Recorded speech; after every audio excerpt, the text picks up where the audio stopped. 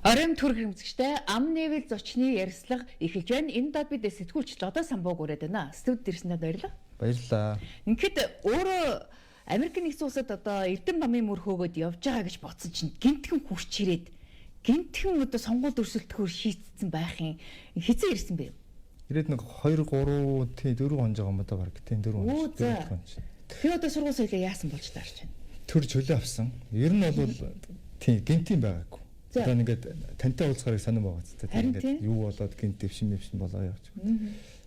Надад бол энэ гинтийн байгаагүй. Энэ одоо айлл намайг явсан ер нь энэ нам ер нь зэгцэрсэн штэ. Зэгцрээд эхэлсэн штэ. Тэрнээс хойш л одоо энэ сонгуулиар нэр дэвших ёстой шүү гэдэг юм. Одоо санал заримдаа шахалт ирж л байсан. Тэгээд 2024 оны сонгуульд нэр дэвшнэ гэдэг нь эртний төлөвлөгөө байсан бол яагаад гинтхэн сонгуульд өгч яхад ингээд сургуультай явцсан бэ? Төлөвлөгөө байгаагүй харин. Надад тийм саналууд ирж байхгүй юу? Ер нь чи одоо яваа. Ер нь одоо ингээд хэдүүлээ ингээд энэ арчлалын чинь төлөө бас нэг тийм үзэсэн надад хүмүүс нэгдээд хүчээ нийлүүлээд ингээд явахгүй болохгүй юм байна. Би бол яасан бэ гэхээр тухайн үед өөрийгөө бодсон байхгүй юу? За дээдэргөө арчсан нам бол ялах юм байна. Ардын намд хүмүүсийн давж байгаа дүнг харахад бол арчсан нам ялах юм. Тэгээ тийм учраас би одоо энд хэрэг алга. Би сайхан өөрийгөө хөгжүүлээд ингээд явъя. Ингээ зорилгоо одоо явж байхгүй юу? Тэгэл эцсийн мөчөд одоо нөхцөл байдлыг харсан чинь сүүлийн гаргасан хэдэн шийдвэрүүдийг харахад л яг энэ ардын нам бүр бодлогоор манай эрх баригчид бол бодлогоор манай улсыг бүр шийдсэн юм хаалттай улс болохоор шийдсэн юм үйлдэлүүд сүүлийн 2 3 шийдвэрүүд харагдчих. За тэгэл зогсоо зайгүй арчилсан намын дарга тий ган төмрөл одоо энэ дэлхийн хамгийн муу хүн. Ерөөсөө Монгол ган төмрөөс болоод одоо юу болцсон шүү дээ гэдэг юм та яриад нөгөө талдаа системийн авилгатай тэмцэж ингэ шал худлаа нэвтрүүлгүүд бүр чихээд бэ нөгөө талдаа бизнесүүдэд дээрэмдэж бизнесүүдэд татаж унгаах төрийн бодлогоор шүү дээ одоо энэ галын татварын тухай бид нар ярьж байна л да. Эргээд гадаадын хөрөнгө оруулалтаас хаашаа энэ яагаад Монголыг ингэж хоослоод Монголыг ингэж бие даасан одоо бүрэн улс байх хэмжээний гол суурь тулж зогсдог энэ багнуудыг нурааж агаад яг юунд бэлдээд байгаа. Яах гэж байгаа. Одоо тийм нийгмийг бид нар харж байгаа шүү дээ. Одоо би ингээд хөндлөн гарахаар их тод анзаардаг юм байна. Бид нар ингээд гаднаас нь харахад амар анзаардаг юм байна. Бид нар цөхөрчж юм ярьж чадхаа байсан байна. Юм ярихаасаа айдаг нэгт хоёрт нэмэргүүдээ гэж боддог байсан. Энэ нэг зургатаар гаргаад байгаа юмнуудыг чинь хүмүүс жигшиж штэ үзээд. Ямар балер юм бэ? Яг өөрсдөө нь хөсөлсөн энийг нэг сэвэтгэрэ гэдэг хүмүүс л яриад байгаа болохос бусд нь тоож үзэхгүй байх. Суугаас шууд сольж гин. Энэ юу гэлж юм гэхээр ядарсан байгаа байхгүй. Нөгөө талдаа ингээд бүр хаалттай улс болохоор шийдээд хааж агаад ямар улсуудаа би бол бодож байгаа. Энэ том бодлого явчихна.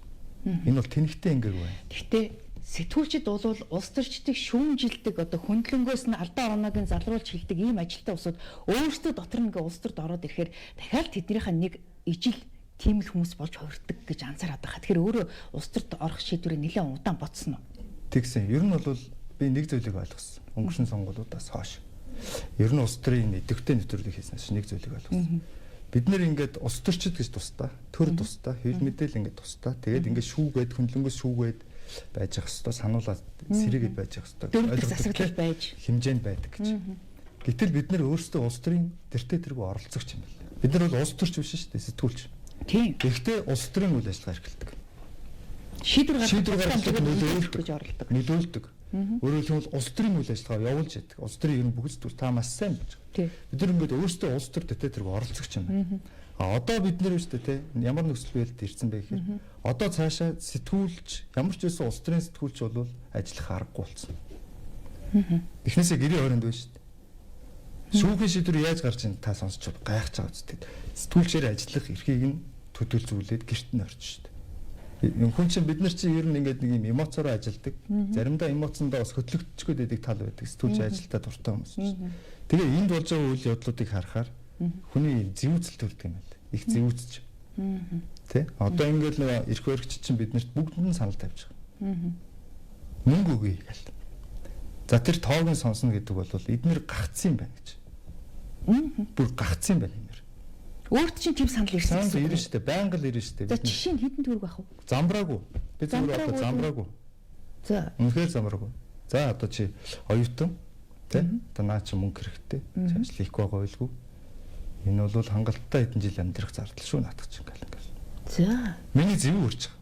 Өөрөөр хэлэх юм бол яг ийм үйл явц тэр жигтэй явж байгаа юм байна энд. Тэгээд энэ их мөнгө тий дээр нь худал хуурмаг бүх юм тий хар PR энд оромжлол энэ завхард бүр сэжиг юм хийж штэ эднэр. Энэ ингэж нийлээд арчлынхаа эсрэг за тэгээд арчилсан нам байсан тэр нэг нөхдүүдийг татаж авчраад яхан арчилсан намыг л харлуулж байгаа л хэлбэр л дээ. Нөгөө талаар би өөрөө чинь ингэж хардж байна. Өөрөө нөгөө арчилсан намын дараа ган төмрийг боловсролын сайд байхад нь хэвлэлийн PR-ыг хариуцчихсэн. Тэр утгаараа магадгүй тодорхой хэмжээгээр дэмжлэг нөмөр нөөлөг болох гэж ирсэн болов гэж хардж байна. Ганц ган төмөр юм шиг л дээ. Одоо би чинь үнэн. Тэгээ бид нар хамт ажиллаж байсан. Тэ. Тэгээд ямар сайндаа намайг сүүлийн 1 жил 50 байхгүй байгаа чинь ган төмөрлөхгүй д. За 50 байхгүй гэдэг чинь яа. Тийм шүү дээ. Одоо санал тавиад байхгүй юу? За. Одоо хэдүүлээ хамт ингээд арчлаа бодоод эрхчлээгөө бодохгүй энэ улс чинь биш шүү л одоо биш болж шүү гэд. Хүчлэхгүй шүү дээ.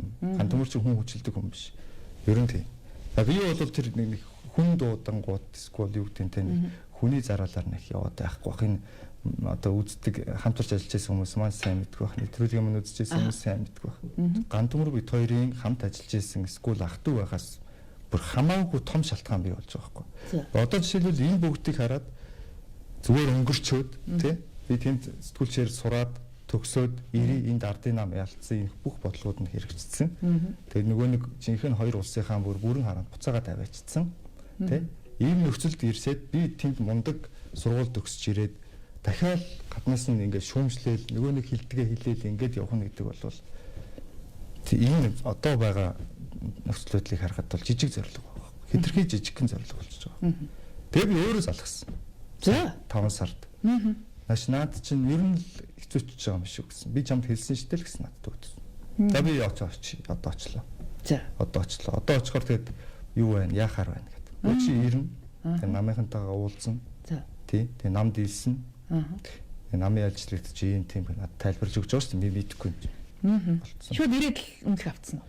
Одоо тэгэн шүү дээ. Одоо эн чинь ингээд дайнд орох гэж шүү дээ. Бид нар нэг ясантаа дайнаар төсөөлөлөд үзсэн. Дайнд орох гэж хахад тэр айрамд анханасаа байгаа үчгсэн нэг мэрэгэн бууч ирвэл цэргүүд баярлна гэжтэй. Тэн дайнд орох гэж байгаа баатрууд баярлна гэжтэй. За ашиггүй нэг тий. Өөрийгөө бас айгүй мэрэгэн бууч төсөөлөд. Тийм тийм. Мэдээж хэрэг өөрийгөө би нэг юм зүгээр л нэг юм дэмжигчийн хэмжээнд авч үзэхгүй байгаа шүү дээ. Тэгэхээр одоо өрсөлдөөн нэлийн ширүүн эхлэн штэ. Тэр мөнгөтэй эрх хэрэгчтэй өөрөө яаж өрсөлдөх юм? Наазах нь 1 тэрбум төгрөгнөөс сонгуулийн зардал эхлэн штэ. Тийм сонгуулийн зардал. Сонгуулийн зардлыг бол хуулиараа намаас одоо жишээл ухуулагчдын зардал гэж намаас гардаг болсон штэ. Үгүй. Тийм ингээд нийслэлийн нам, дүүргийн нам нь одоо ингээд хуулах байр бүх тэр зардлууд нөгөө нэг хэвлэмэл материал тараах хуулах тий шадар туслагчийн зардал гэж намаас гардаг болсон шүү дээ. Надад бол нэг давуу тал нь юу гэхээр танигдах гэж явах шаардлага байхгүй. Тий. Одоо танигдахад амар их мөнгө зарцуулдаг байхгүй. Эсэн бусын кино, шторк хийгээл Монголын бүх нэвтрүүлгээр орох шаардлага үүсээд л тий. Тэгэл ерөөсө зогсоо зайгүй тэр чинь тэгэл танихгүй хүний чинь мэдхгүй юм чинь дэмжихгүй учраас мөнгө төр тараа. Нөгөө нэг саарл хэсэг гэж ярьдаг шүү дээ. Надад тийм шаардлага. Тэр ягаад ам нэвэл ярьцлаганд орох болчих вэ? Үгүй эн чинь мэдээлэл шүү дээ. За. Одоо ер нь яах гэж байгаагаа таал надаас асууж чадсан шүү дээ. Өөр асуух эсвэл алга шүү дээ.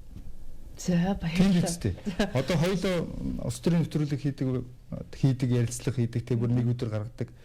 За дүүнийг хаяа асуудаг тий байсан. Одоо байхгүй. Одоо таал асууж шүү дээ. Тэгнэ үст. Би ямар телевизийн нөгөө NTV-ийн нэвтрүүлэгт орчоод л лавгатайгаа зэрэгцээ сууч чадал тий. Баймиргүй шүү дээ. Бас нэг хамт ажиллаж үзээгүй хүнээсээ асуулт аваад хариулж явах надад сонирхолтой шүү дээ. Тийм. Одоо ингээд хүний асуултанд хариулж суучих ямар вэ? Өөрөө ингээд асууж байцаадаг хүн эргүүлээд нөгөө байраа солио суудсан чи ямар вэ? Байцаахгүй болохоор гайгүй л байна. Гайгүй л байна уу? Айгүй айдуу зүйл яриад шүү дээ. Тийм. Би ч нөгөө олон айдуу ийм нэвтрүүлгүүдэд ер нь зөндөө орж ирсэн шүү дээ. Тийм үү? Тийм. Ер нь нэг байцаагдаж үзээгүй. Би ч өөрөө нэг байцаадаг ч юм шүү дээ. Уг нь. Гаргаж тавиад тэгээд асуултын хариуг нэгтэг.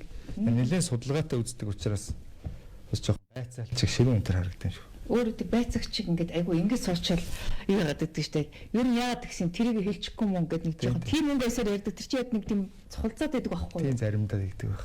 Тийм зориудаа нөгөө хүнээ яриулах, хатгах, нэг хаглах, хөөс хаглах гэдэг янз янзын аргууд байна шүү дээ тийм. Их хурлд сонгогдсон сэтгүүлч чинь ингээд өчнөө олноороо орд суугаад юу ч хийж чадахгүй л ингээд гарч штэ гэдэг асуудал. Зориггүй орсон байхгүй тэр хүмүүс. За тэгнэцтэй. Тийм болохоор тэд нэр хийж чадахгүй байгаа байхгүй юу? Судлааг байна, мэдэхгүй байна. Хичнээн ингээ харахад их нас намтай, туршлагатай, бие зассан, гэрээ зассан, одоо төрөө засыг явж байгаа хүмүүс тийм үү? Тэгээд юу ч хийхгүй гэдэг дүн аваа гарч ингээд зориггүй байхгүй юу?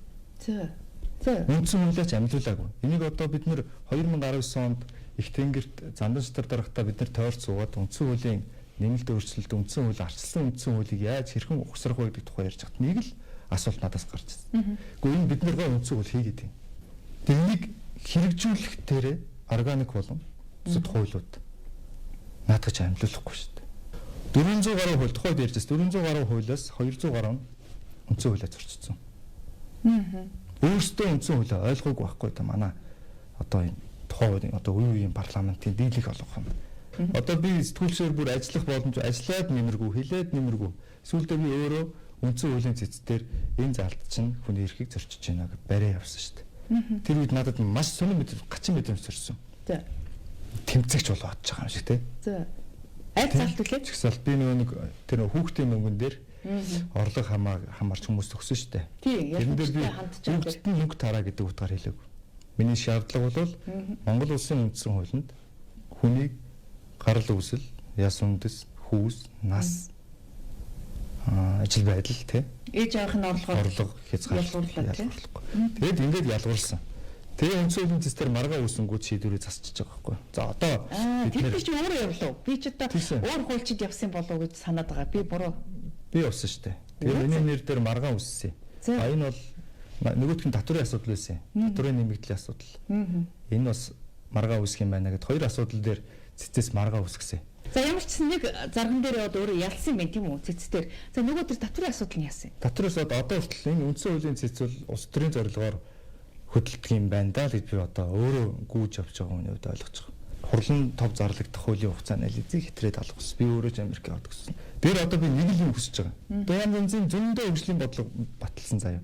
5-600 зөндөө хөгжлийн бодлого баталсан. Хэрэгжүүлээгүй. Тий.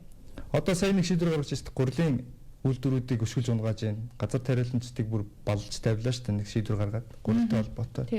Энэ жишээлбэл өөрөө яг энэ шийдвэр дээр л ихэд асар олон бодлого баримж хүнсний аюулгүй байдлын асуудал байгаа. Тариалан эрхлэлтийг дэмжих тухай бодлого байгаа.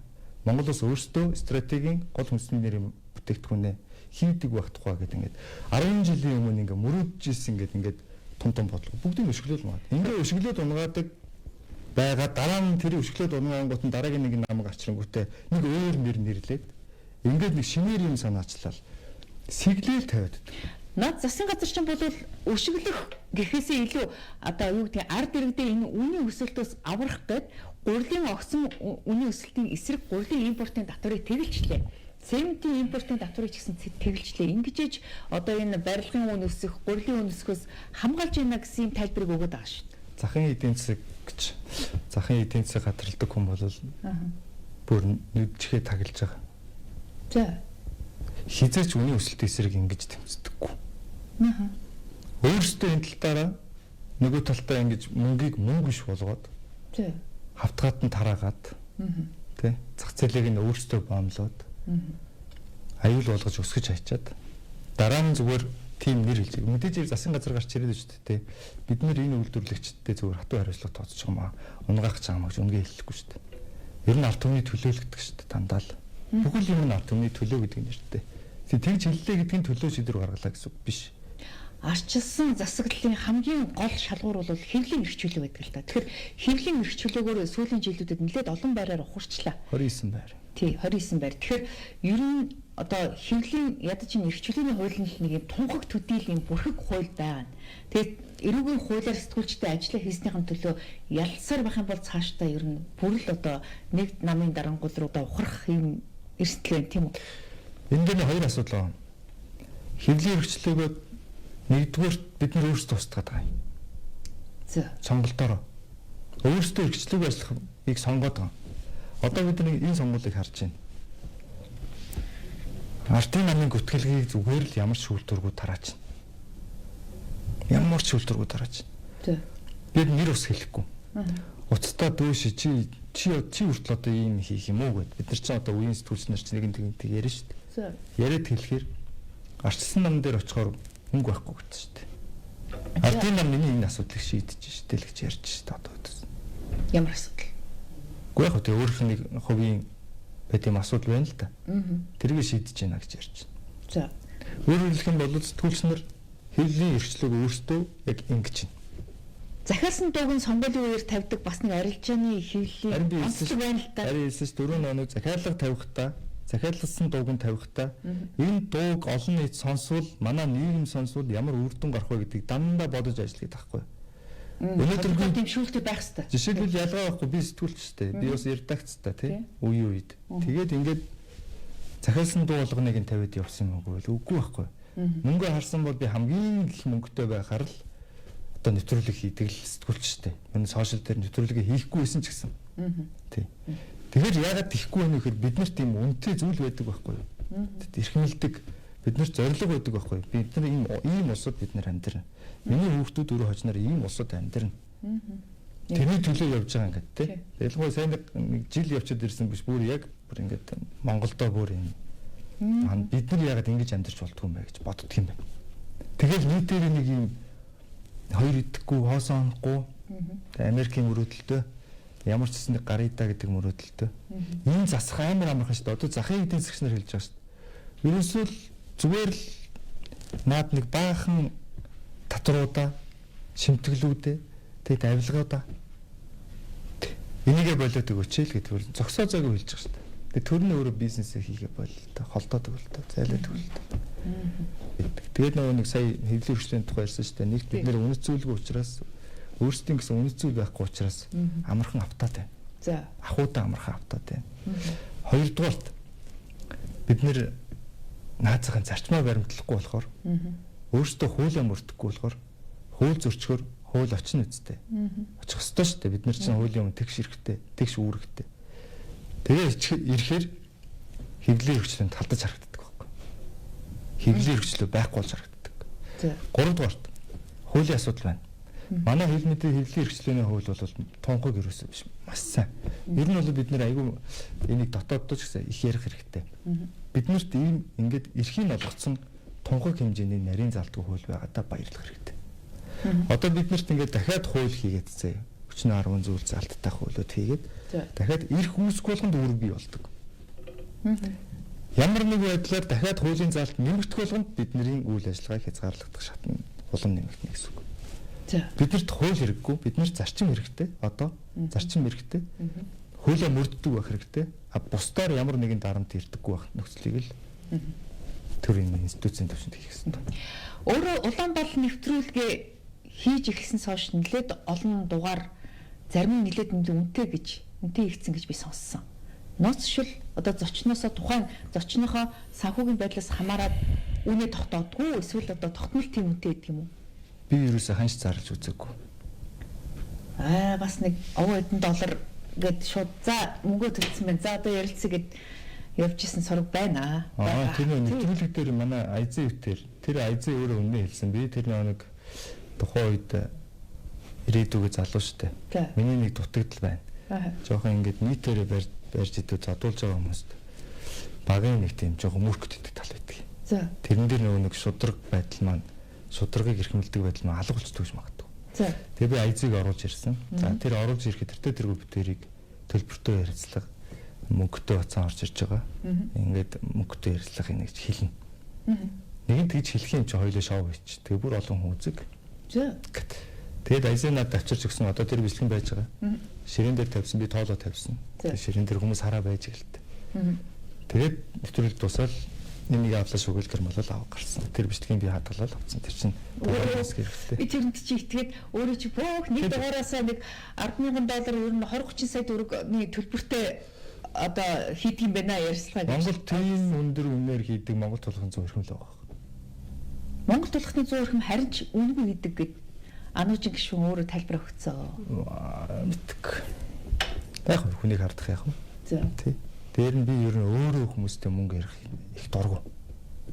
Би харин ч их мөнгө яриад хэдийг өгөх юм тэрнээс чинь шалтгаалаад нэвтрүүлэгтээ оруулах хэсгээ шийдээгээ сонгодог байх гэж бодоод байгаа шүү дээ. Одоо энэ би чинь нэг нэвтрүүлгээ анх удаа оюуны өмчт бүртгүүлээд 50% их өндөр үнээр зарсан сэтгүүлчтэй. За шидээр зарсан блэ? 2019 онд. 19 онд MTV телевизэд орохдоо оюуны өмчт бүртгүүлээд Улаанбаалынхаа 50%-ийг тухайн үеийн ханшаар 500 сая төгрөгөөр зарчлаа. Нэвтрүүлгээ би тэр бумаар үнэлж ирсэн. Зөө. Нэвтрүүлгийнхаа дундуур гарах рекламын ханшийг өндрөөр тооцохыг шаардлага тавьж орчлоо би. Анхудаа тэр бумаар өөрийнхөө одоо нэвтрүүлгийг үнэлсэн байна. Ингээд нийт олсон рекламын орлого, ивэнтгчийн орлого. Бүх орлогын 50% би авна. Оо за. Харилцан ашигтай ажиллая гэдэг гэрээг хийж чадсан баг анхны сэтгүүлч баг. Телевиз Монголын лав. За тийм ээ. Монголын лав. Тийм. Тэгээд ингээд тэр чин надад ингээд өсөдөх шаардлага байхгүй. Би өөрөө бүтээгдэхүүнээ хамтраад борлуулж байна. Тэгээ энэнд надад итгэж дэмжсэн би энэ телевизийн удирдлагад баярууд захирал үнэхээр талархаж авдаг. Энэ үнэхээр бас нэг зөвшөөрдөггүй байхгүй ойлгодгүй шүү дээ. Би олон телевизүүдтэй уулзж байсан. Би одоо бүр ийм хүртэл санал тавьж байгаа шүү дээ. Одоо ингээд Улаанбаал нэвтрүүлэг явж шүү дээ. Дүндүүн дөрвөн реклам байна 20 минутын борхон байна. Амар сүлдээ багтгаа. Блок рекламын блок орж ирж штэ. Тэрний эхний гурав нь тустай үнэтэй. Оо за. Тийм жишээлбэл тэрийг саналыг бид нэр өөрсдөө тавьж байгаа байхгүй. Би л хийж байхгүй. 50-50-аар хуваахад хуучин MTV телевизээр тэр цаг дээр гардаг байсан нэвтрүүлгийн дундуур гардаг рекламтай адилхан л ашиг олж байгаа байхгүй. Заримдаа илүү болж байгаа. Тэгээд нэг нэвтрүүлгээс нууц шишвэл одоо зөвхөн рекламаас нэхэд хэдийг бол. Өөрчлөлт чинь оногддгоо. Байна. Янз янз штэ. Чин тэгээд нэг улирлаас шалтгаална. Бизнесүүд чинь улирлалтай тий. Сезонтой тэгээд янз. Ямар ч байсан л гайгүй. Би одоо ингээд ямар ч байсан Америк яваад өөрөө зардлаа гараад жил мэл тэнд ингээд ажил хийхгүй амьдраад штэ. Тий. Тэгэхээр чин олжлоо байхгүй. Би тэгтээ өөрөө чин гинтхэн Америкт сурахаар явцсан гингүүд за нөгөө нэг ган төмөр сайд байхдаа боловсролын зээлийн сангаас нэлээд олон хүнд боломж олгоод зээлийн тэгэлсэн гэж сонсогдсон. Лодогоо бас нэг гайгүй тийм сургууль руу бас дэмжиж явуулчихжээ гэж бодсон шүү. Тэр нэрээ боловсролын зээлийн сан гэдэг ган төмөр сайтын үлэн байсан бол би хэлизэн 2016 онд хамгийн түрүүнд сургуульд явуулах залуугийн нэг нь байсан. Яг тийм. Тэр өөрөө тэгж яваагүй. Надад нэг ч тийм сан би ер нь нэсэд нэг үнэ хэлэх үү. За. Ган төмөр сайт биш үү? Анх би 12 онд шууд телевизээс боловсролын яамд очиж ажилд ороод 4 жил стратегийн газар. Тэгээд ерөнхийдөө би гамбар ток шоу гэж хийдэг. Бас тэндээ бас хөөрхөн нэвтрүүлэг эсэн бусын юмнуудаа янз янз юм хийдэг. Давхар зураг авдаг хөөрхөн орлоготой. Сэтгүүлч байлаа шүү дээ. Ган төмөр сайттай тэр яамд 4 жил ажиллах. Модоо яриа салсан шүү дээ би. Юу гэсэн үг вэ? Хэвлэлийн юу ч байхгүй. Боловсролын яамд хэвлэлийн төлөгч ихэр бас ингээл тодорхой хэмжээгээр ямар нэгэн уйлт юм уу гэл янз бүрийн юм дээр өөрөө бас зүгээргүй байхгүй. Юу ч байхгүй. Хамгийн амар нь шүү дээ. Ган төмрийн нэг онцлог нь тэр байхгүй юу? За. Одоо ингээд энэ маань тэрийг энийг тий нийгмийн асуудал тий одоо ингээд хамтраад ингээд нэг мөнгө хийдэг юм чинь одоо энэ хүмүүсийн ярьж байгаа ерөөсөө тийм хүн биш байхгүй. Нэг ч асуудал байхгүй. Одоо ингээд ярьж байгаа юм та нар сонсдоо нэг ямар шашны асуудал ч гэнэ нэг юм 10 хэдэн жил ярьж байна. Тэгээд нөгөө боловсролын зээл төлөгдсөн зээлийг л яриад. Өөр ярих юм байхгүй нэг та боддод 3 удаа гишүүнээр сонгогдоод 4 жил тасралтгүй сайт хийхдээ нэг мөнгөний асуудал үүсгэхгүй байна гэж боддоо. Зөө. Баргийн амт юм байхгүй шүү дээ. Захааны дийцээ томилогдоод нэгэн жил болохтой л машины хэрэг, вагоны хэрэг үүсгээл амьсгаа царайлал. Тэ? Гэт хамгийн олон хууль бус зээлийг тэгэлсэн гэсэн хэл амд ороод байна. Хууль бус биш. Одоо ингэж байгаа юм. Зээл тэглэх тухай асуудал байна. Би өөрөө боловсролын яамд байсан учраас тэр мэдж байгаа асуудлынхаа хүрээнд ярив. За боловсролын зээлийн санг нэрээ тэ. За. Боловсролын зээлийн сан тэр ямар хүн зээл болгох юм бэ гэж. Яг гэж байна. Нэгт зорилго нь чанартай боловсон хүчнээ бэлдэж авч байгаа. Зорилго нь нэгдүгээр зорилго нь. Ингээд ингийн тулд мэрэгжлийн тэргүүлэх чиглэлийг гаргаж ирж байгаа. За тэгээд энэ сургуулиудад тэнцэх юм бол зээл олгоё. За зээлээ аваач сурлаа. Сураад чи ирэхгүй бол тодорхой заасан хугацаанд ирж тодорхой заасан хугацаанд Монголд ажиллахгүй бол зээлээ төлөөрөө. Энэ бол зээл хэвээр үлдэнэ гэсэн үг. Төлөх ёстой. А хэрвээ хурж ирээд тодорхой заасан хугацаанд тэгж ажиллаа хийх юм бол Монголд ажиллах юм бол зээлийн тэтгэлэг болгочихж байгаа. Төлөхгүй гэсэн үг шүү дээ. Тэгэд ягаад Харвард ингээд дэлхийн топ сургуулиудад тэнцсэн хүүхдүүдэд зээл олгоогүй юм бэ? Харин одоо нэг нөхөр яриад байгаа нэг би харамсаад тань тэр залуу хүмүүс. Өөрөө маш сайн мэдчих. 10% нь өгөхгүй учраас би өөрт чинь зээл олох. Зүгээр зохиож ярьж одоо энэ гантөмөр өөдөөс нь юм хилдэггүй болохоор гантөмөрийг бүр ингээд хамгийн гүтгэхэд таатай одоо нэг ургамал тарихад таатай хөрсөгдөх шиг гүтгэхэд хамгийн таатай хүн гантөмөр байхгүй. Хизээч хийвэл хийдэггүй байхгүй. Юм цаг хугацаа юмыг харуулна. Би өөрөө зоригтой жижиг зодон хийхгүй би чигээр явна. Бүгднтэй уучруулж явна. Яг тэргээр л явдаг. Одоо гантөмөр бүр амар их зодууллаа шүү. Тэгээд тэр зээлийн сан дээр тэр нөхөр яриад байна лээ. Би маш сайн мэдэж тэр залууг. Өөрөө мэдж байгааг нь. Тэргүүлэх мэргэжлийн чиглэл гэж байдаг. Тэр мэргэж Монгол улсад биш үү те? Аль ч цаг үед улс төрч эдийн засгч хэрэггүй. Зэрэг хуулж хэрэггүй заяа. Сэтгүүлж хэрэггүй заяа. Тэгтээ тэргүй бүр ингээд хог нэгээр зах зээлдээ халдсан. Тэгсэн. Тийм байхад тэр хүн Харвард төгснө үү, харь гариг дээр боловсрол эзэмшнэ үү, хүнд ч хамаа байхгүй. Ийм байж болохгүй журам бол журам шүү дээ. За тэгэхээр нууц биш бол одоо ингээд улс төрчид юм уу сайд гишүүдийг ингээд одоо 4 жил дагсан сэтгүүлчид бол тодорхой хэмжээгээр нийгмийн асуудлаа шийдүүлдэг л дээ. Тоо анхтаасаа тэгж тохирч одоо асуудлаа зарчмаа ярьж ороогүй хамтарч ажиллаагүй юм байна гэж ойлголоо тийм үү? Анх намайг танилцуулгаад юу гэж хэлсэн бэ гэхээр нэг л зүйл надад танилцуулж байсан ах маань хэлж ирсэн. Манай зүүн мэдээ сонины эрхлэгч байсан болдог байх л та. Миний сонины эрхлэгч миний телевизийн захирал миний босс байхгүй. Зөв залуу байгаа. Тэгээ чинь зөв залуу дагаад төрд нэг ажиллаад үсчихэл гэсэн байхгүй. Чамд хэрэгтэй. Тэгээ төрийн цалин муу. Хэрэгтэй. Чамд цалингаар мөнгөөр орсуулшгүй юм. Үнцэн нь бол чамд үлднэ л гэсэн байхгүй. Ямар үнцэн яах вэ? Одоо би энэ ажил мэргэжлэрийг харуулад шүү дээ. Тий. Миний тэр 4 жил тэр мундаг хүмүүсийн дунд ажилласан учраас монголчуудын төрийн албаныхыг айгүй янз янзаар бид нэр дүгнээд идэх болохоос биш. Ер нь төрийн албанд ажиллаад үзэхээрээ тэр яг яригддаг хүмүүсийн нэрний ардталт тэр байшинт ямар мундаг хүмүүс байдаг ч бодно эрдэнэт. Жинхэнэ ухаантай хүмүүс. Төрийн ажлыг яг авч явдаг хүмүүс байдаг. Би төрийн байгууллагад ажиллаж үзээгүй болохоор магадгүй төрийн байгууллага бол ер нь ард иргэдэд нэлээд хүн суртал гаргасан.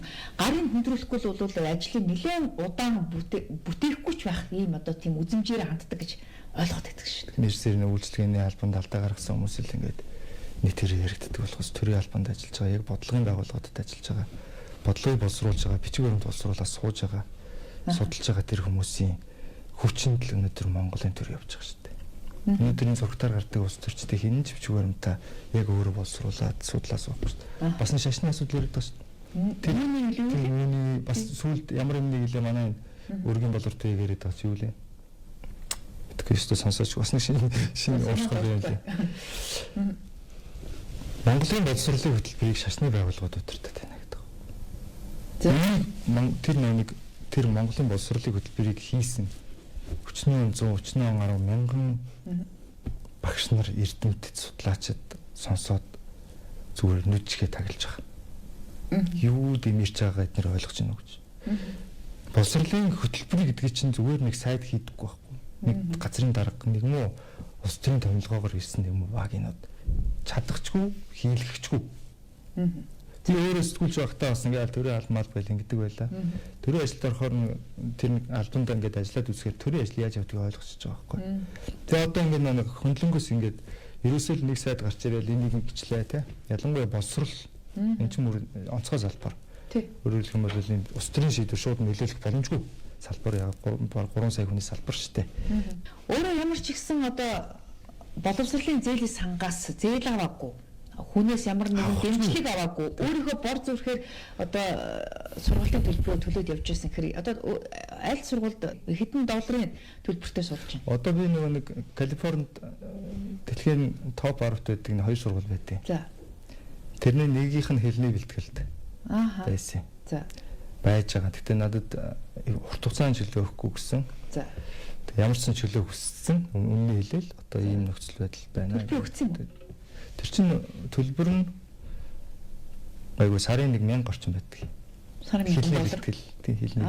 Тийм тэгэхээр нэг жилийн 12000 гэх юм шүү дээ. Жилжингээ явна гэх юм бол. Тэгээд тэр явц дундаа бид нар чинь шалгалт болголтоо өгөө тэмцэх юм бол цаашаа сургууль орно. Цаашаа сургуульд орохдоо тэтгэлэг авч болно. Цаашаа сургууль тэгэхээр тэр чинь одоо сэтгүүлчийн мэргэжлэр Калифорни их сургуульд орно гэсэн үг үү? Калифорнид байдаг том дэлхийн томоохон хоёр сургууль байдаг. За аль нь? Аль нь л бодол байгаа. Нэгэнтээ нь бол үндсэндээ бид нэр юм сурах гэжсэн. Та одоо би одоо нэгэнд ирсэн чинь тухай бас ярихаар нэг тий сургуулиудад сураад өгсөн хүмүүс янз янз хүмүүс биш үү? Тэд нар чинь бас амбицлаад энэ боловсрохыг сурахыг ер нь юу гэж ойлгоод байгаа. Ингээд дургуг нь өргөчж магадгүй. Их амар замаар явж харагдаад байгаа юм шиг харах магадгүй. Тодорхой хэмжээнд тэтгэлэг олдно. Тэгээ үлдсэн зардлыг нь бол тэгээд өөрөө янз янзын байдлаар босгоод болох байхаа л гэсэн найдвартай л явжсэн. Монголд аль сургууль төгслөө? Хэвлэл хөрөлнгийн дэргэд сэтгүүлч дээд сургууль.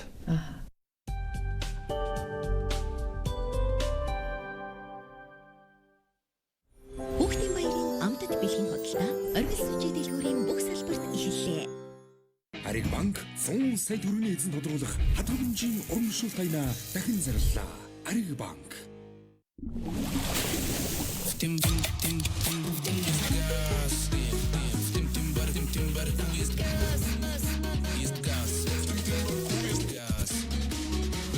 Тесэрдэгчнээс Teamwork Gas.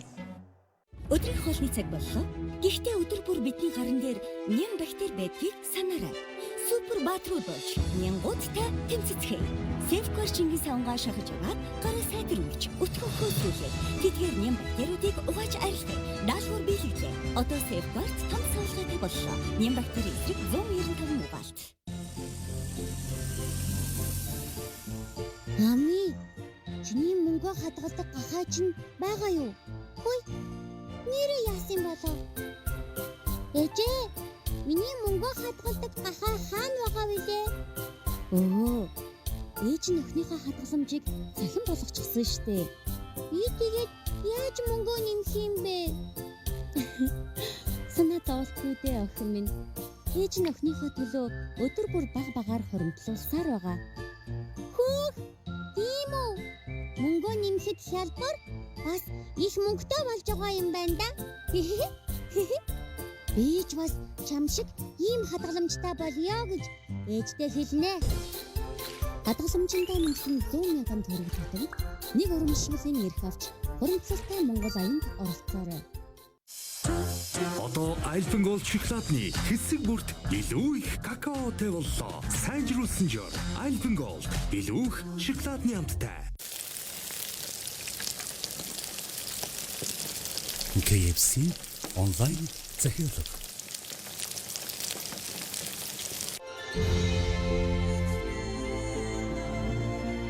Milka илүү зөөлөн боллоо. Шоколад бүрт илүү их Alpine нурууны сүү нэмэв. Milka энхри зөөлөн тусмаа амттай.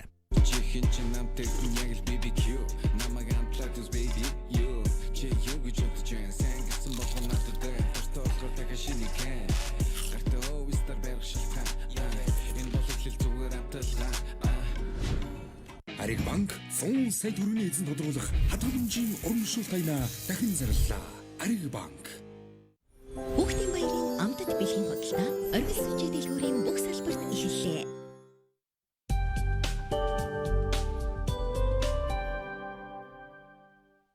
Анх бол өөрөө нөгөө фото сэтгүүлч байдлаар ажиллаж исэн тийм үү? Тэгээд сүүлдээ бичдэг болсон юм байна гэж ойлголоо тийм үү?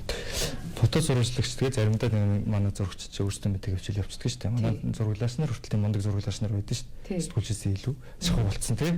Манай ах нар байна. Одоо танаа телевизэд байна. Манай телевизэд байна. Тэгээ бид нар чи нэг үйл явдал аваад дараа нь гарсан мэдээ уншаад яхаар сүлдээ ингэ өөрсдөө бичээл юм байл. Янз янз юм хийгээд хэвчээ чи 2 дугаар курст гэсэн үг шүү дээ би чи. Бод түүгийн шиг. Тэгэл байх. Одоо 100 мэдээ сонинд анх намайг дадлгаар очиход Отгон баяр эрхлэгч, одоогийн эрхлэгч, Отгон баяр эрхлэгч, орлогч эрхлэгч байсан. Тэгээ намайг дадлахаар ажиллуулсан. Тэгэхдээ намайг зураг авдаг, их сайн авдаг гэж хэлсэн. Тэгээд цэрэн надад ах маань надад анх аппарат өгөөд зураг авахуулаад надад намайг голоогүй тулдаа би бас үлдсэн шүү. Тэгээд намайг зурганд гүйлгээд тэгээд зүйлдээ болдгоо эрхлэгчийн нүдэнд өртөөд тэгээд болдгоо эрхлэгч намайг шууд ажил гэл надад цалин өгөл явуулсан шүү дээ. Над хүндэр цалин өгдөг. Би сонинд байхдаа сая 500-аас 200 төгрөгийн цалин авдаг ус бичлэгийн. Хэдэн? 2007-8 гэсэн. Өөх. Тэр чинь одоо дундад цалин 300 байсан. Арай 300 400 5 600 тий 300 зүйл байсан юм аа. Одоо нэг юм дундаж ажил хийдэг сэтгүүлч нар тэгж авдаг ус. Би одоо аягүй сайн мэдчихэж байгаа. Би зураг авдаг. Тэгээ биер нь эвлүүлэг хийдэг. Тэгээ тэр болгон дээр чинь бичлэгийн шангал бичигддэг. Тэгээд дандаа хурал дээр магтуулдаг. Янзаа эвлүүлсэн энэ зураг супер гэх юм магтуулдаг. Тэгээ дандаа үнэлгээний хамгийн дээдийг авдаг. Өдөр тутмын сонинд ажиллахад бол дандаа тийм сенсацтай одоо юуны үйл явдлын араас ингээ хөөцөлдөж явж биччихэж тэр нь ингээ хүмүүст хүрдэг шүү дээ. Тэгэхээр тэгжиж өндөр шагнал авна шүү дээ. Сонины нэг онцлог дээр байна шүү дээ. Зургийг бичлэгтэй адилхан үнэлдэг байхгүй юу? Мэдээтэй, нийтлэлтэй адилхан үнэлдэг байхгүй юу? Тэгээд тэрнийх нь дандаа топик аваад харчин надтай адилхан ингээл надаас хамаагүй илүү их юм бичээл тий. Өдөржин суугаад бичиж байгаа хүмүүсээс илүү би аваад байхгүй юу? Тэр нэг амралтын өдрийн сонинд өөр мэдээгээ тэрэн дээр чинь би эвлүүлгүүд хийдэг. Би хэрвээ авч чадхааргүй зураг байх юм бол эвлүүлэг хийдэг байхгүй юу? Одоо миний хийсэн эвлүүлэг өнөр бүлмэлгээд янз янзын нөхдөд чинь би хийгээд зөндөл эвлүүлж байлаа. Хүн уурах ажил хийжсэн биш. Тий одоо зургаар дүрслэх ажлыг хийж байлаа. Доромжилж бол байгаагүй. Энэ бол манай редакцийн бүр бодлоо манай хиний болдгийг эрхлэгчийн бүр зарчим байхгүй. Хүнийг гүтгэж болохгүй. Яжилж болно. Яжлах доромжлох хоёрт ухааны асар их ялгаа гэж зааж сургасан байхгүй. Өөрөө их хацтай юм байна. Сэтгүүл зөөрөө дөнгөж ороод л өөрийгөө аягүй өндөр түвшинд үнэлүүлж чадсан юм байна тийм үү? Одоо ч гэсэн тэр ирчээ алдаагүй юм байна. Тий, их хацтай. Үнэхээр хацтай. Дандаа мундаг сайн хүмүүстэй таарч ирсэн. Зуны мэдээд очих нь ардын ирэх сонин дадлагаар очиод эхний өдөр хөөгдөө гарч ирсэн. Энэ одоо энэ амундра захиралтай. За, яа хөөгдсөн. Амундра шүү дээ. За, тий. Ардын ирэх эрхлэгч байсан. Намайг дадлагаар очиж байгаа. Намайг хөөж гаргаж ил тэр хурал дээр өглөө маргалтал. Яасан. Тэгж явж л. Өөрөө эрхлэгчийнхаа том дуурсан юм а да. Гэж болохгүй шүү дээ. Би ч жоохон характертай баг юм. За. Тэгээд болохгүй шаардлага тавих гарч хүн уурлна үсттэй. Оюутан байсан ч гэсэн хүн шүү дээ. За. Тэгээ хөөгдөө гарч. Өөр дадлагын оюутан байж эрхлэгчийн урдаас том дуурсан. Тийм, эхний өдөр шүү дээ. Эцтэй хөгтэй. Тэгээ хуруугаараа гацалзуулаад аюул болоо. Тэгээ хөөгдөө гарч ирсэн. Тэгээд зүүнний мэдээсэн нэр багш дайрмаа багш намайг явуулаад тийш очиж уулзаад. Ингээ хөөгд байх юм бол хэцүү юм ингээл бичээстэй амар ингээл тэгээдсэн л. Тэгэл цэрэн найдмад ах отгоо эрхлэгчтэйгээ хазаар танилцаж найдаах мал үндсэнтэй намайг авч үлдсэнтэй эрхлэгчд тоогдох хүртэлх замыг бол ер нь. Тийм байх тий. Замын зассан. Өөрөө хэрвээ сэтгүүлч болоогүй бол ер нь ямар мэрэгчлэн болох байсан бол сэтгүүлч л болох байсан баг. Дамжин өнгөрөх олон улсын богонууд явдаг. Жишээл нь 150 төгрөгөөр том ус аваад хөлдөөч. Тийм. Ингээд энэгээр явхаар бид нэр доотлон $1 гэж зарж цонхоор. За. Тэр чинь ингээд 3-4 нугарчж байгаа юм. 5 нугарчж байгаа юм баг. Зармыг аваад зардаг те тэр вокзал чинь бас тэгээд их хөлийн газар шүү дээ. Их хөлийн газар халуун тэгэл наацхан. Тэгээ бүр тэшн дээр нь хүртэл байсан. Ингээд надад хийж үзээгүй ажил их ховор. Их ховор. Одоо барилга дээр үрж ажиллаж байсан жокуп дээр миний одоо шавын тавьж шалын дэвсэжсэн. Одоо зочд хөөрхөн дэм буудал ажиллаж илээ тий. Айл хэд хүүхдүүлээ? Отгоо. Айлын багч уулна их ирэх. Тэгэл ээж ахтууны линчлэг бол зүгээр л ерөөсөө өөрөө бол хар бор ажил хийхгүйгээр л болчих байсан юм байна тийм үү? Эхлүүлсэн. Тэгээд яг хөтөж жоохон том болоод эхлэхээр өөрөө юм хий гэж бодож эхлэхгүй та. Ер нь хүн тэгдэг шүү. Ер нь хүүхд тэгдэг шүү. Яг энэ амьдрал мэддэг хүмүүс бол айгүй сайн ойлгоно хүний нэг. Ах ихч хэдэн ах ихчтэй гэсэн үг? 2 ихчтэй 1 ахтай, 2 хөөрхөн ихчтэй. За тэгээд ах ихчтэй ер нь одоо өөр ингээ санхүүгийн эрхчлүүлэнд хүрсэн гэдгээр магадгүй ах ич нартай туслах дэмжих үед эсвэл тэдрээс тусламж авах үед гардггүй. Гарна. Гэхдээ бид нэр бол бас их онцлогтой гэрүүл ер нь гэрүүлийн хүмүүжил миний аав, миний ээж ер нь бие тас болсууд. Сабуриста бүр нэг эцсийн мөчөд нэг нэргөө дуудлах юм шүү дээ. За л одоо нэг ирэхгүй болохгүй боллоо шүү ч гэдэг юм. Энэс одоо ингэж өгч тэгээд өгч гэдэг яриа бол байхгүй. Үнэхэр байхгүй. Одоо ингээд би боловсролын яамд ажиллаж байлаа. Нэг удаа би ах эгч нараасаа дуудлага авч үзээгүй. За танаа дүүч ажилдаг гинэ ч юм уу те. Тэгээд энийг нэг яагаад өгч намар болгон сургууль хүүхдэд оруулаад өгч гээл те. Одоо миний хүн чанаргүй нэр авсан маань бас тэр штэ. Сэтгүүлч дундаас жоохон тийм нэртэй би чинь. Тэр үеэс эхэлсэн. За. Яасан гэхээр маань сэтгүүлч бүгд гоон үсттэй. Одоо манай хүүхдээс нь оруулаад өгч манай хамаатан бүгд. Би мань барахгүй надад би мэдгүй. Би чадахгүй. Тусалдаг. Сайдан дэмжихгүй учраас үгүй л гэдгийгсэн баг. Нэг талаараа нөгөө хүн лай болчих гэж бодож байгаа. Сайдын нэр мэрэл бусад туслах нар шиг гуугаал те. Очоод уулзаад явахгүй юм л та. Тэр маань ч болсон. За сэтгүүлчдээ тэгж хандсан юм байна. Аав ээж ах дүү нартай арай өөр ханддаг байлгүй. Тэгэхгүй одоо тэрэн дээр тэр хэсэг дээр бол би төрийн албанд ажиллаж байхдаа гэдэг нь яг тэр хэсэг дээр бол нэр муутай хамаатнуудтай. Хамаатнуудтай тусалдгүй. Тийм. Манай ах ихчээс бол дуудлага ирж байгаа. Наа мэдх юм чи. За. Нөө надад бүтэхгүй хадан дашгарсан дээр. За. Бидний өөрсдийг хүмүүжил нэг тэр байхгүй. Өөрөө тэгээд яг өөрийгөө болгоо явдаг энэ зан чанараа хүүхдүүдтэй бас яг тэгж хандах. Яг тэгж. Одоо би ингээл миний хүүхдүүд бол яг л дураар авсан. Одоо том нь хэдтэй вүлээ? 17 та. 17 та. Хөө одоо сургууль өгсөж чинь аль сургуульд оруулах вэ яах вэ гэл толгойн өвчин болж чинь өөрөө шийднэ тэр хүүхд. Тэгээд чинь санхүүгийн дэмжлэг үзүүлэх байлгүй дээ. Бид зэрэг одоо сургуулийн хэлбэрийн бид төлж байгаа шүү дээ. 18 хүртэл төлнө. Сургуульд орвол сургуулийн хэлбэрийг төлнө. Бусдаар бол өөрөө шүү дээ. Ер нь бол манай хүүхд одоогоор ажил хийдэг хүүхд шүү дээ. Тийм үү? Хууль бус. Тэгээд жишээлбэл тэр насан турш хөгч ажил хийж болохгүй шүү дээ. Тэгээд нөө хүүхдүүд чинь тэнд ингээл 100 жишээлбэл хонь мал уулгах гэл имэйл тэгэл найзуудтайгаа хамтрал очивол ачаа цэцэл байждаг шүү дээ. Тэгээд нэг ойр зүрийн хэрэгцээнийх нь мөнгөний өгчөж байгаа шүү дээ. Тэр нь цаддаггүй. Тэрийг хангалттай өгж болдоггүй байхгүй юу? Би одоо жишээлбэл хүүхдэд харилж байгаа маань тэр байхгүй. Өгж харилдгүй шүү дээ хүнийг ер нь. За. Өөрөө өөрийгөө даахын салхи шуургыг авч чадах хэмжээнд өлчиржүүлж хайрладаг. Манай эцэг өвгдөө сургаалт юм шүү дээ. Өглөө эрт хоньны өтөг бууцсан дээр, баасан дээр, нойтон баасан дээр хөл үсгэн гүйлгдэг. Хашаа зэвэрлүүлэхдээ өвөө маань хөл үсэн гаргадаг ус цум. Жохон багт. Бороо орж штэ. Зүгээрээ баас халуу миний хөө битээ зүгээр. Тэгээ хоолоо өвдөхгүй. Шүд өвдөхгүй. Бид нар одоо хүүхдэд ихийг зөвшөөрдөг байхгүй. Ийм минь, шаазан минь, гангар шаазан минь, хагарчихгүй дээ. Би одоо тэгэл гам болор минь, тий? Өө сүд болол гэдэг. Тэгсээр байгаа хүүхдийг хүн биш болгож яаж байгаа байхгүй. Одоо хэд хүүхдтэй лээ? Би 4 хүүтэй. 4 хүүтэй. Өөх, лахан бэр их нэртэй юм байна. Тэгэлгүй. Тэгээд ер нь босод одоо баг хүүхдүүдэд ч гэсэн бас яг ингэж хатуу хандах уу? Ээжүүдэд бол тийг санагдсан шүү дээ. Ээжүүд тэгээс ээжүүдтэй бас өөр одоо өөр өөрсдийнх нь ингээд гэр бүлийн хүмүүжил тэр нэг өмжлийн бас нэг арга барилуд байна тийм ээ. Манай ихнэр бол аваад хөдөө гарчдаг 5 сар өнгөрөөл. Тийм үү? Жоох хүүхдүүд чи аваад 5 сар өнгөрөөж гараад тэнд сайхан гэр бариулаад тэгэл 7-8 сар хүртэл ерс хөдөө. Манай ихнэр төвчээртэй. Тэгэл тэдний ч ерс хөдөө ингээд яваа халтгаалтайсан юм байгаа шүү дээ. Тэрний бүчинд өнөөдөр бид нар чинь ядаж шүд сайтай шүү дээ. Яс сайтай. Ихнэртэй ямар мэрэгчлээ? Адилхан. Адилхан сэтгүүлч үү? Оо за. Тэгэхэд хоёр сэтгүүлчээр ажиллаж байгаагүй. Германд төгссөн, Австрид сургууль төгссөн юм гэдэг. Өөрийн чинь ер нь одоо ингээд сэтгүүл зүйд нэлээд бас ингээд цаг наргүй ажилтаа энэ үед ардтай гол одоо түшиг тулгуур болдог юм байна. Хамгийн их ажлыг хийж байгаа юм шүү дээ. Тэгээд хамгийн их ажил юм байлээ шүү. Тэгэж шүү дээ. Юу. Дөрөв банд гэдэг бол гэрийг бол буулгана үз. Амар.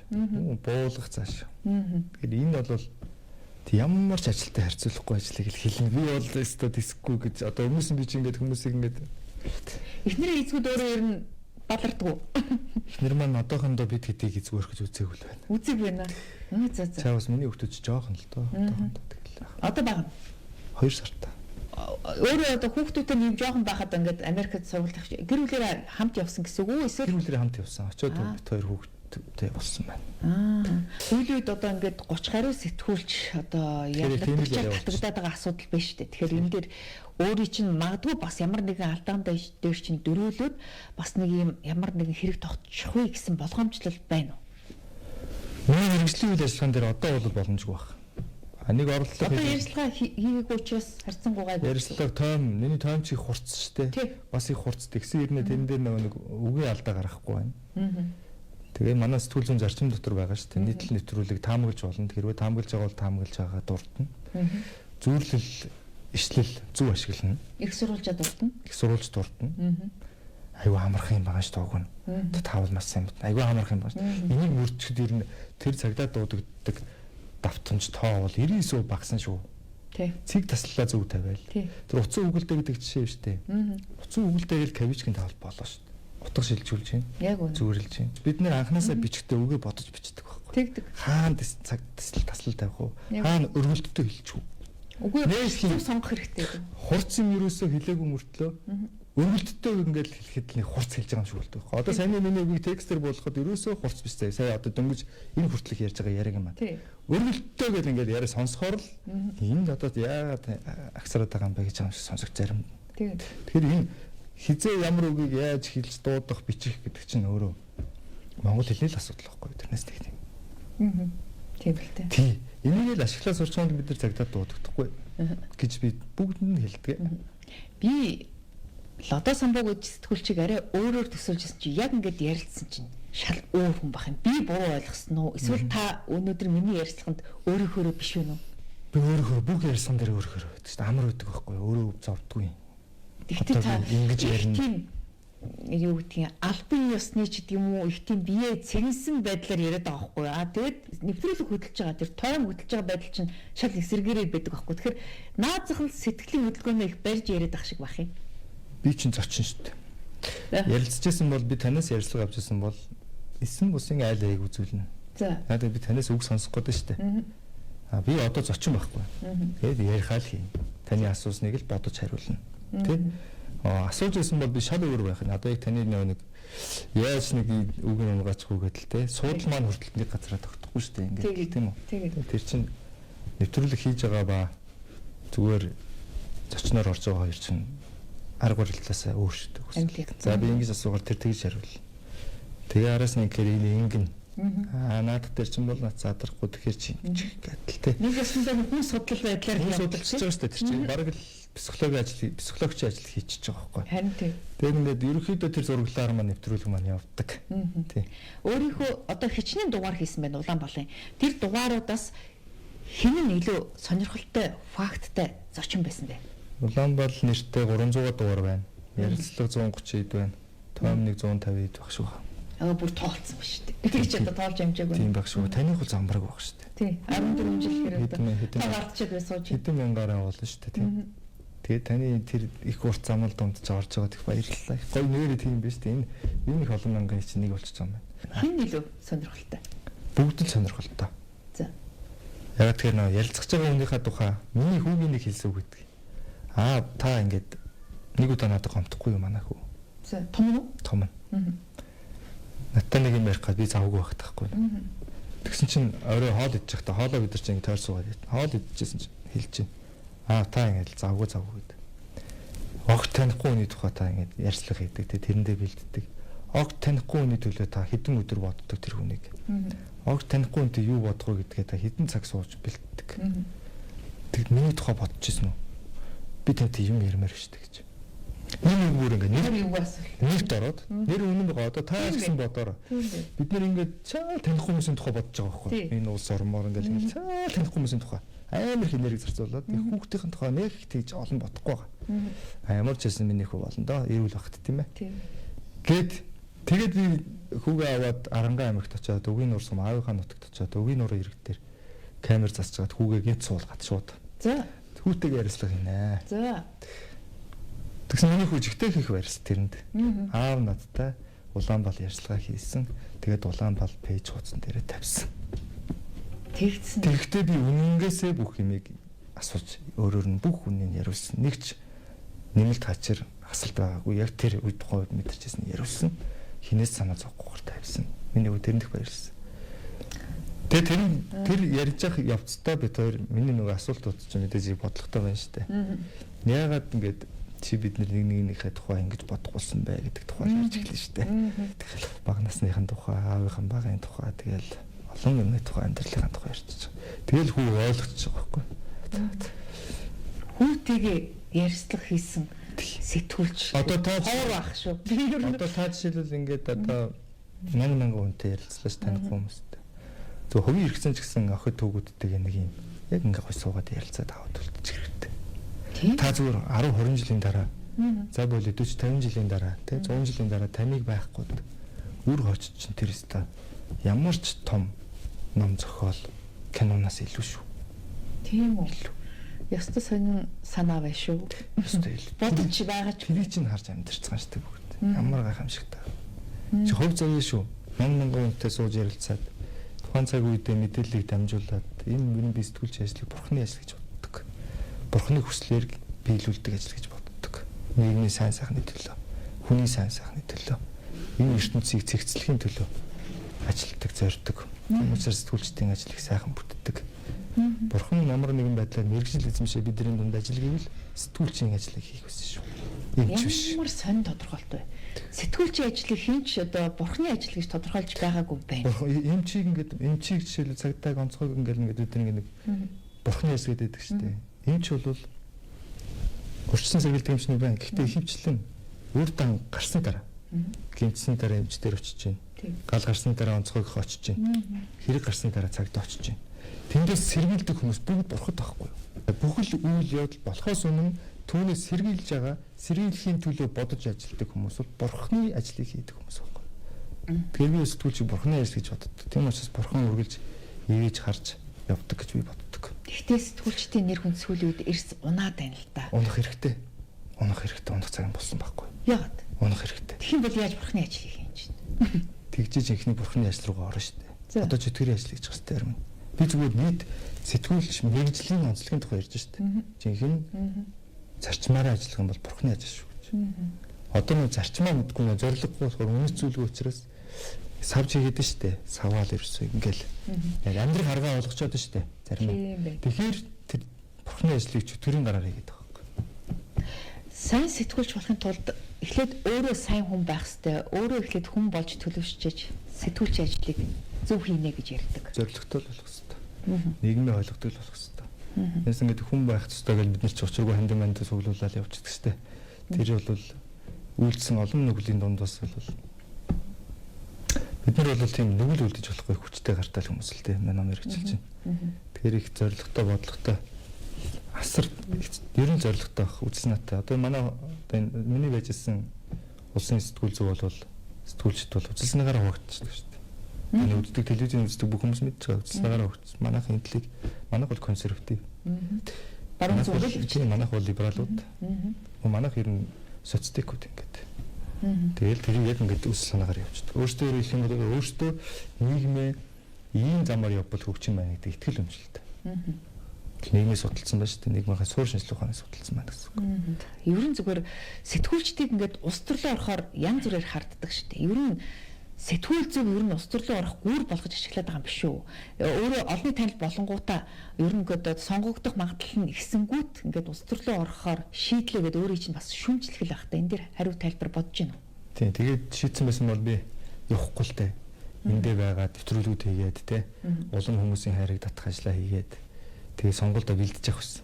Хэрвээ би гүр болгож ашиглаж ирсэн бол тэгээгүй сурыг явуулсан байх нь шүү дээ. Тэнгүүтээ буцаж ирэх шалтгаан маань энэ байхгүй юу? Саний миний ярьдаг.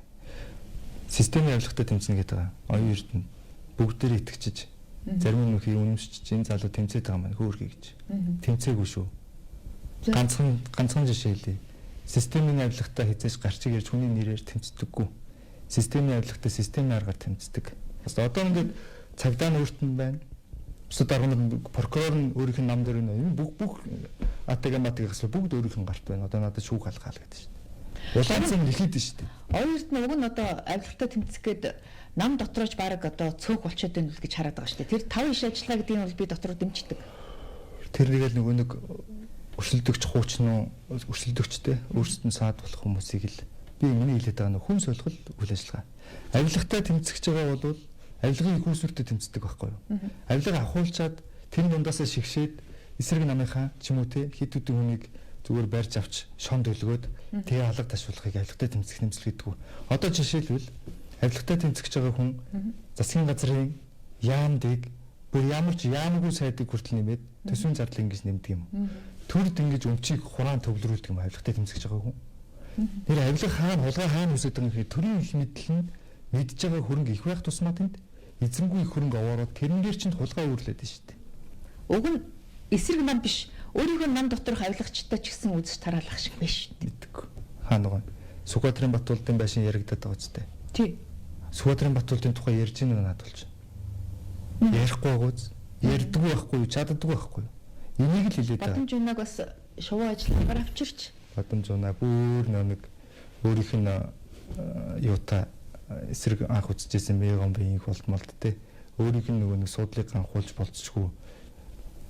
Ер нь өөртөө нь үзчихсэн их ус сандаг л хүн юм байна гэж би харж байна. Яг нь парламентод нэг нам хэд олонх байгаа учраас энэ үзэгдэл харагдаад байна. Магадгүй 126 гишүүнтэй болоод олон намын төлөөлөл орж ирээд өрсөлдөд эхлэх юм бол арай цэвэрших байх. Тийм, харин тийм. Тэгвэл бодитод нь тийм байгаа үстэй. Энэ нөхөр хийгээд байгаа үз. Тэгэхээр энэ нөхөр хийгээд байгаа. Тэгээ энэ нөхөрт бүх боломж нь байна. Тэгсэн хэрнээ системийн хуулийн ямар ч өөрчлөлт хийхгүй. Харин бүр эрсэгээр төрд бүх өмчийг хурааж аваад төрийн өмчийг нэмэх байдлаар авилгатай тэмцдэг. Дэлхийн төрийн тэмцэл байхгүй захын хууль нь. Тэ? Дээр нь системийнх нь аргаар хийлдэ. Харъя. Энэ зоргийн хэрэг гэлээ. Баахан гинт хэрэгтний зургатаар гаргал. Яаж хүмүүсийг доромжлоод энэ бол бүр ингэ зүүцмэр зүйл байхгүй бидний хувьд, сэтгүүлчлэг бидний хувьд. Харин жоохон зүйл харагдаж тэр хүмүүсийг хэлмэгцсэн байхыг үгүйсэхгүй шүү дээ. Заавал тэр хүмүүс хийсэн гэдэгт бид нар нэг хүчээр итгэх гээд байгаа юм бас биш шүү дээ. Тийм учраас одоо аль нь ч итгэх арга алгаа. Наад хэрэгээ нээлттэй ил болгочихвол гээд байгаа шүү дээ. 1740 мянган хуудсан байгаа ойлгомжтой. Улсын нууцаас гаргаж байгаа юм байлээ. Тэгээд бүх юм тодорхой болох. Тодорхой яг хэсэг хэсгээр нь гаргаад байгаа байхгүй надад ч бүтнээр нь гаргацсан шүү дээ. Айл эрт уган. Гэхдээ нээлттэй болохгүй засаг барийг хөвтсөн байгаа. Энэ намын үед гарсан хэрэг шүү дээ. Энэ намын үед илрээгүй хэрэг шүү дээ. Өөрөө өөрсдөө яагаад ярихгүй байгаа юм бэ? Хамгийн амар. Уг нь бол сэтгүүлчхэн нам бус байх хэрэгтэй тийм үү. Тэгэхээр нам бус явж ирснэ гинтхэн арчсан нам руу ингээд гишүүнээр илсээд нэр дэвших нь хэр зэрэг оновчтой байсан бай. Магадгүй зөвхөн миний бодлоор би өөрөө тань оронд байсан бол хэрвээ би улс төрд орё гэж бодвол би дагаад нэр дэвших байсан. Өөр чинь тийм боломж байсан юм шүү. Арчилсан намын тээдэг үзэл санаа өнөөдөр биднийг ийм мундаг дажгүй гайгүй сэтгүүлчээр ажиллах боломж өгч байгаа байхгүй. Бид нарыг үзэл санаа нэгтгэж байгаа байхгүй. Нэг нам гэдэг нэртэй тамагт нэг туг талбай биш. Үзэл санаа биднийг нэгтгэж байгаа. Энэ арчсан нам чинь ингээд өнгөрсөн хугацаанд ингээд хоорондоо зөрчилдөөл хөлөө жилтсээр хагаад л одоо ингээд эрхвэрч намын тоглоомын баг охин компани шиг л энэ нам болж хувирсан шүү дээ. Одоо тэгээд энэ нам руу өөрөө ороод энэ одоо зөрчил дотор нь ингээд ороод бас уусаад алах болчих юм дээ. Тий, улс төр бол ерөөсөө тэрчгтэй зөрчил шүү дээ. Хүний өөрийн намгүй. Ардын намын зөрчил жоохон талд байдаг. Шууд удирдлагатай, жоохон хатаа үздэг, мөнгөтэй. Хамгийн одоо түүхэндээ 100 жил засалсан нам чинь мөнгөтэй хөрөнгөтэй байдаг байхгүй. Хүчтэй гэсэн үг. Хүчтэй газар бол хэрүүл уруулын дайсагнал бол хол явдаггүй. Ийм очиртай. Энэ арчилсан нам бол яг угаасаа анханаас нь нийлэхдээ 5 нам нийлцсэн байхгүй. Анханасаа ардын нам шиг нэг дор нийлцсэн байгуулагдсан нам биш. 5 нам нийлцсэн. Тийм. Суурин тийм. Тэгэхээр ингээд 5 өөр хэрэг шиг яваад байдаг. Тэгтээ энэ чинь арчлалын гол үндслүүл нь үнцүүл нь шүү дээ. Олон ургалж үзэл. Ган төмөр намын дарга хэрвээ арчилсан нам олонх болоод ялчих юм бол өөрөө бас гайгүй судалт очих магадлал байна. Би бол тийм ерөөс хүсэхгүй. Би яагаад тэгэхээр ингэж хилдэгтэй сонгол юм. Одоо ингэж яг одоогийн байдлаар би жишээлбэл Сүхбаатар сайтыг би хүсээгүй бол миний ярьцгаатай би өөртөө хүсээгүй сайд болсон үнэл хэлж байгаа шүү дээ. Хүсээгүй л байсан баг.